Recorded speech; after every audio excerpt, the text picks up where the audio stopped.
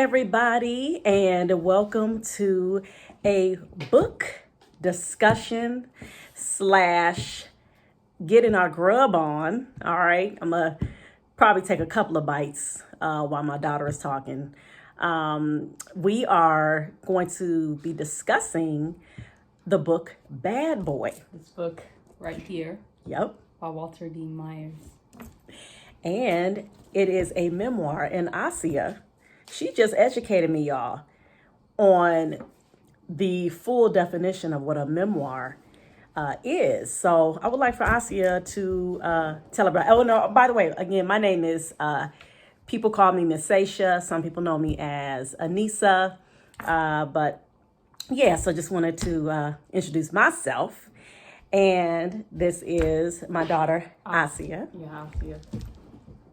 And Asia, Asia, like, okay, I was going to say my name. Asia is going to tell everybody what a memoir is. Take it away. A memoir is basically like a book or story about part of someone's life, like not the full thing.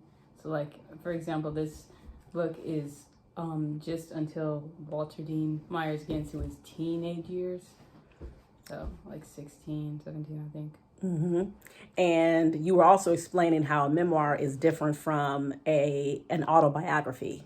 Can you tell everybody what an autobiography is? Because it's about your whole life, like it's up until you die. Mm-hmm. Wait, I don't know which one is written by somebody else though. Mm-hmm. Yeah, the biography would be written by somebody else, and the autobiography is somebody who's writing that about themselves. Right. Yup. So yeah, there you have it. See, we dropping that knowledge, you know what I'm saying? And I feel I feel happy, and I feel like even more connected to my awesome daughter. I've always been connected to her, but you know how it just really felt really great for us to have read this book together. And this was a book that was assigned to her to read over the summer before, they were supposed to finish the book when they came back to school. But, we just finished it. She just finished. When did you finish it? Was it yesterday, I see, or today? Yeah, yesterday. Okay. All right. So she finished it yesterday, and I said, well, how about we read the book together? And then afterwards we discuss it over some eats. All right. So I got my little food. I got my little rice with vegetables. Got my little tuna steak roll. I'm not going to probably devour that like I really want to in the video because, we're going to be talking about the book. And Asia, tell everybody what you eating. I just got some Panda Express. And so what you get? What dish you get? It's just chow mein noodles with honey walnut shrimp.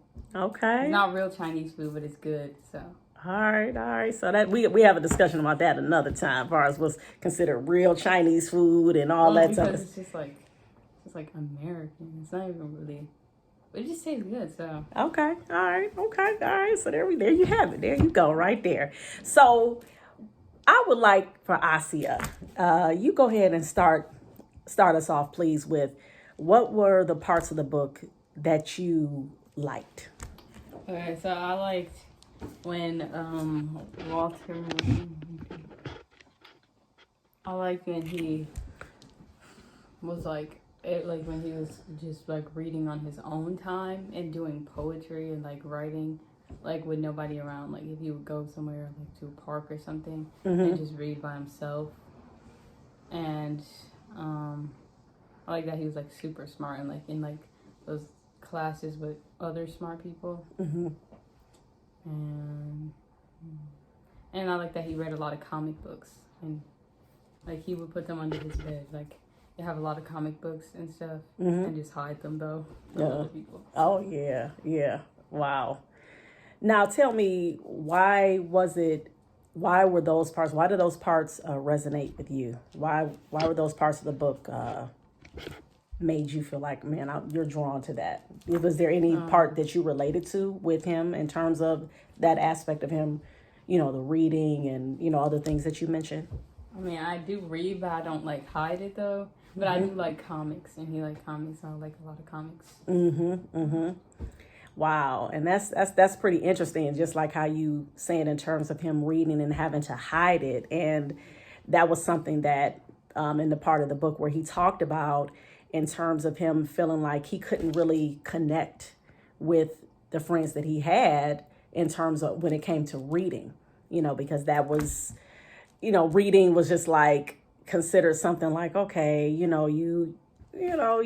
not, that's not cool, Right. and that's something, obviously, he didn't feel like that, but being a young person and you having your friends, you don't want to be doing something around your friends, and then they kind of looking at you like, yeah, okay, say, what's that, what are you doing that or whatever, you reading, oh my god. Plus, since he was black, and like they expect him to just like play basketball and sports and stuff, but like if they see him reading, they're like, what? Like, Exactly. So, and that right there, and I'm so glad, of course, from an adult standpoint, and then of course I promote literacy, and in particular in the Black community, I'm so appreciative of his memoir that he wrote and talking about how he did enjoy reading and how that was, something that even though the people around him was not reading,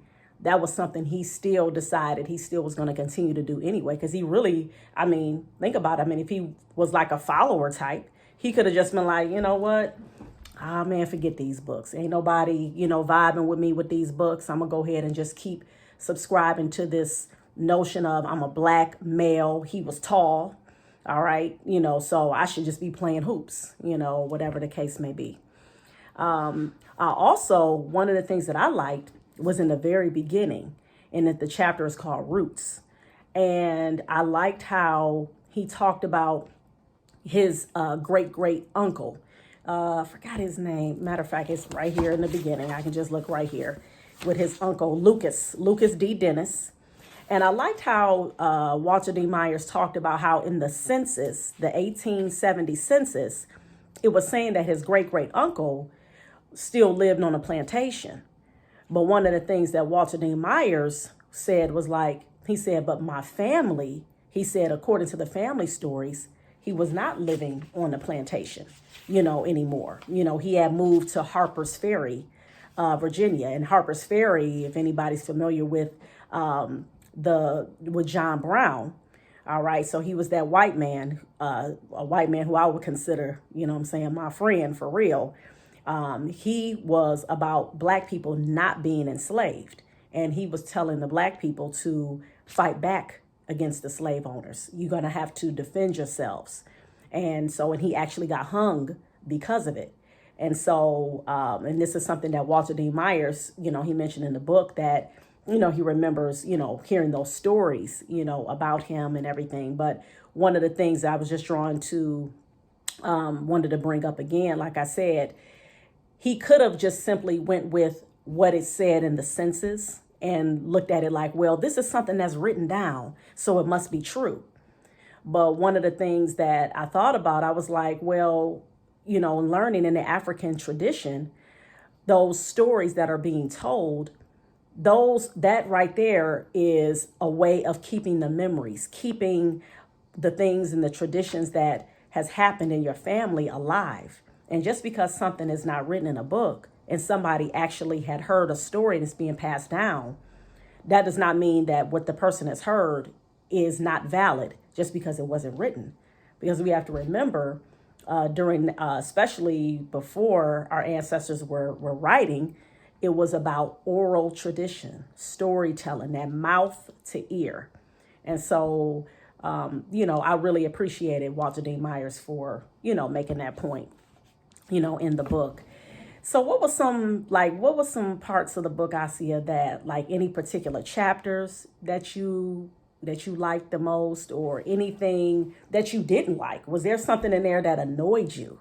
That, let's go there. Well, what was something that annoyed you? Something that annoyed me was when that one of his teachers, like when he was reading in the back of the class, one of his teachers They literally ripped up his comic book and like on his desk and then made him throw it away. Yeah, that right there, I agree with my daughter on that. That really got on my doggone nerves. I was like, are you serious? I'm like, the first thing I thought, I said, there you go. You have a teacher doing the most.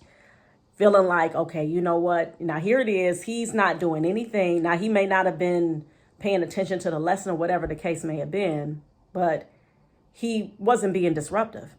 And clearly, he was, again, as we saw, throughout the book, he was just about his reading. And I thought that was just so rude. And even if the teacher just wanted to be like, okay, you know what, I'm going to, you can't read that right now. I love to see you reading. I'm glad to see that, and just ask him to put it away or whatever the case. But to just rip it up, that right there, that was just real crazy. That was real crazy. Yeah, and what else? Anything else? Scene that, or like a part of the book that was like kind of funny, I guess, but it was crazy.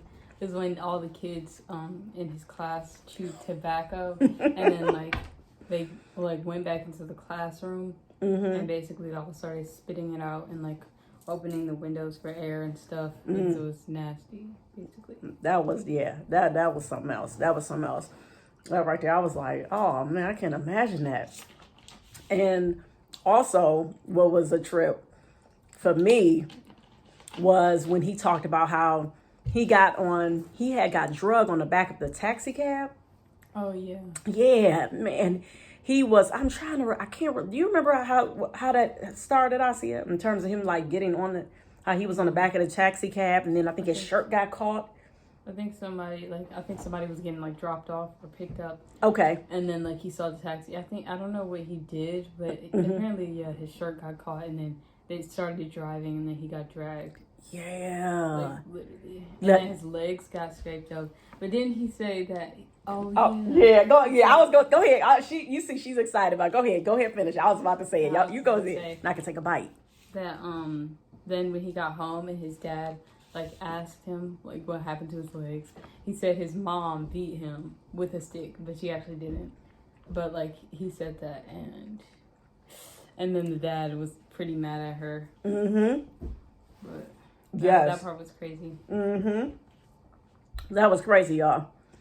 Sorry, I had to chew up and swallow that. But tell everybody about his parents, though, because this was a trip. I had just came to the revelation, realizing about his dad and his mom. Can you explain to everybody about his mother and father? Basically, his dad and his mom, like the ones he lived with, they weren't his biological parents. They're his adoptive parents. And his biological mom, she died after she had all her children. And then his dad, he just stayed behind. But his mom, the one that he lived with, who was his adoptive mother, she got him when she went to go get her other children that she had with his biological father. And then, yeah, so it was just him and his two sisters in the beginning. Yep. Of his life. Yeah, so y'all get that, right? So his mom and dad that he was with, that he calls mom and dad, they weren't his biological parents, so, and then, because it's crazy, I had to like reread that first chapter over and over, and I'm like, wait a minute. His father, Herbert Dean, where he gets his middle name, Walter Dean Myers, Myers being his father's name. His father's name was George Myers, but his adoptive father was Herbert Dean. And so I was like, oh my God. I'm like, so both his parents, were not his biological parents. But one of the things that I thought was pretty cool in the beginning was that and even his mom too, because his mom is not black either. His mom is like... She's Native American and white. Right, and German, okay? And so, but he talked about how when he was younger, how he used to follow her in the rooms, different rooms or whatever. And, when she would be doing different things. And one of the things that I thought was cool that he talked about was that she would read aloud to him. And, she would read and then act out the stories and stuff like that. So I thought that was pretty cool. So right there, he was getting that foundation of, being interested in getting that thirst for reading. So I was like, of course, being a mom and promoting that literacy, I was like, that's what's up. That's pretty dope. So I'm trying to think anything else in the book, because I mean, we as hopefully you guys will read the book. Again, it's called Bad Boy. Oh, do you want to talk about, Asia, how the title Bad Boy came? How he got where did that because come from? Basically he would like fight kids and like hit them a lot, like if he bullied them. I mean, if they bullied him. Mm-hmm. And now, why would they bully him though? Because of his speech. Basically he had speech problems, mm-hmm. so people couldn't understand some of the stuff he was saying. Mm-hmm. But he would like fight a lot of people and hit them and stuff. And then his teachers, like when he would do stuff in class sometimes, mm-hmm. I was bad, so his teachers would always come out. All right. Okay, so basically the video cut off. But anyways, I know I had a whole bunch of photos and stuff I had to delete. Yeah. Got all my little babies up in there and students and all that other stuff.